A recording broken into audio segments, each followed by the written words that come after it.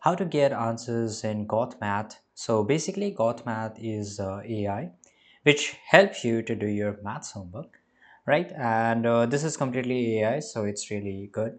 Now, first of all, you can always go to this website, Gauthmath, or you can just go to and download the mobile application. Now, choose the subject you need a help with, such as math, science, or language arts, right? So in my case, you can see here that I've selected here, and you can see this is a Gauth AI. So here there's a much more than subjects. Of course, there's a Excel helper and a lot of things here, right? So I will just go to the home section here, type or upload your question. So here you can just upload an image or PDF to solve your questions, right? So I will just go and select here maths here. Right now I can just go and upload an image of the questions, right, and a PDF, right, and automatically it will show me the solutions, right? Ensure that only the question appears in frame and adjust if necessary. After taking picture, crop it or focus on the questions.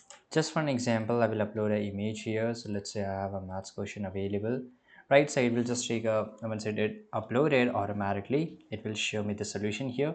So this is the answer, and here on the right side it will show me the related questions, right? And why the answer is 23, it also showed me the methods that how it calculated, right?